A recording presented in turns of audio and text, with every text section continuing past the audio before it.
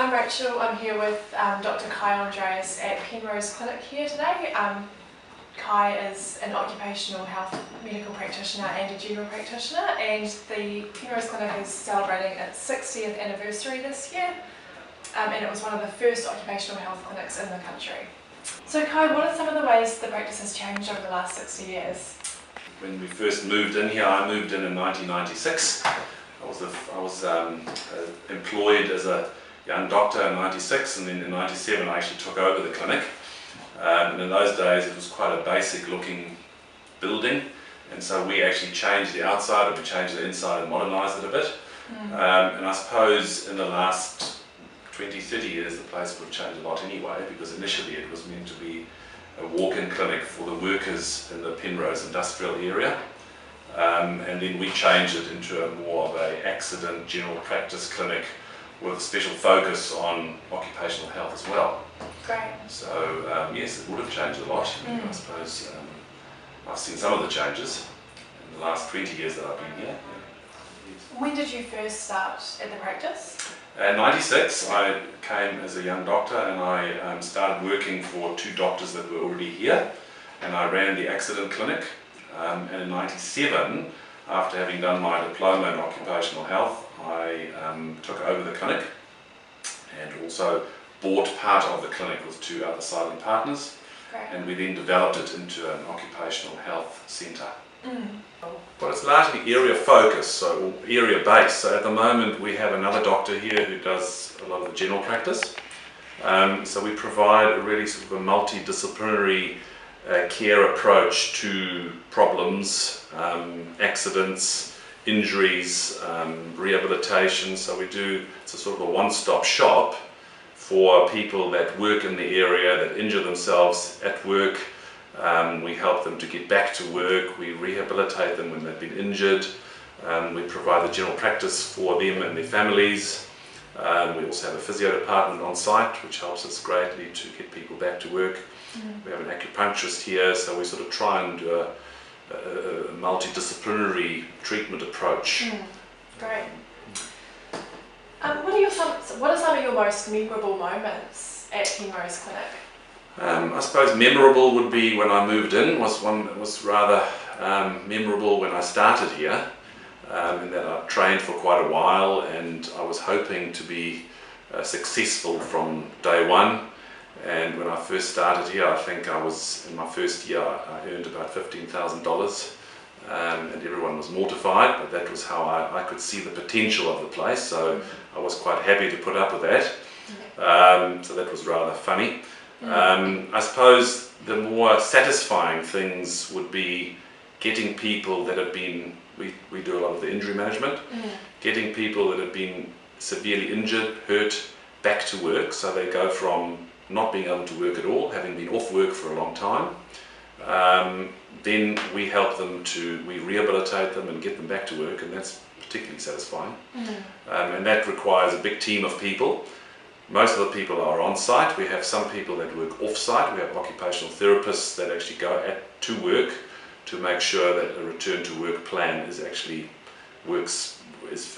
functional. Right. So that would be probably the most satisfying part of my work, is to the injury care, the injury management, the rehabilitation. And the general practice is only a very small part, so I would say 95% of my work is occupational health. Right. And what's your proudest moment as an occupational medical practitioner? I don't think I have one proud moment. I have lots of proud moments, in that I've developed, over the years, I think I've developed some good sort of working relationships with the industry in the area, with companies that surround us. And I would now say I have a very good working relationship with the managers and with the health and safety staff. So we know each other, we liaise with one another, and we socialise a little bit, and it does it helps them to manage their staff. I think the whole essence is on good communication, so we communicate closely, and the people just seem to get better more quickly, you know. What do you think of the picture of the health workforce today? I mean, we as an occupational doctor, we focus largely on health we do a lot of the health monitoring and health management. So I suppose the general practice part is sort of secondary, but we do, a large part of our work is monitoring people's health at work. Right. And that goes all the way from monitoring their hearing, lung functions, to monitoring their general health, doing wellness checks. So that's all part and parcel of the work we do. So it's not just all only work related. It is a lot of personal health, but making a difference to the way people making a difference to the way people operate at work. So that would be, I suppose, an important part of it. Absolutely. And just one last question. How has the changing political environment shaped the way this practice has run, if it has? Very little, because we've been lucky in that we've not been too dependent on subsidies and all the changes that have occurred over all these years. We've always been quite independent, so we've had no real major issues. I suppose I would like to see occupational health develop a little bit more in New Zealand. There are not enough places that practice occupational medicine. I don't think we're very good at communicating and liaising with one another. All the occupational health providers in Auckland, we all seem to be doing our own thing.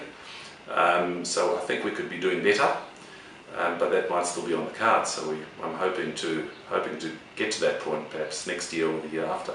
Cool. Yeah. And also, how do you plan to celebrate the 60th birthday? Initially, we weren't actually thinking about celebrating too much, but I was pushed along by a few other doctors that have actually worked here before, have had something to do with the clinic. So we're going to be inviting doctors, nurses, people, staff that have actually had something to do with the clinic in the past. They will be coming around this Wednesday. Oh, great. We'll have a little cocktail party, some drinks and nibbles, and I thought it is worth celebrating because it's a very momentous year, I suppose, momentous occasion, being 60 years old, or young, I suppose. Yeah. Fabulous. Yeah, so we've developed a few new things we're doing in terms of health screening. We've done, as part of the general practice part, we've done a cornerstone, so that's been a big step forward. So we've just become cornerstone accredited, and we're in the second cycle, so that's been a big step. And we've added a few more staff members because we've got busier over time, so we've got another doctor here who helps us now with the walk-in patients and the accidents. We've got an acupuncturist here who helps us a bit with the sort of injury management, and the physiotherapists who've always been very involved with our care. How did Penrose Clinic come about originally? It was actually purpose-built.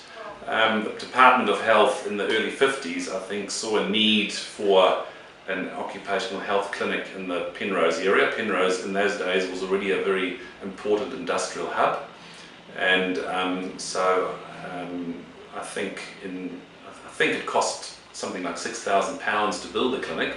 It was purpose-built and officially opened on the 2nd of February 1954 as an accident industrial clinic in this area. And there's actually a very interesting article I found about the history of Penrose Clinic, which is actually very interesting to read. So yes, it's been around for a while. Great, thank you.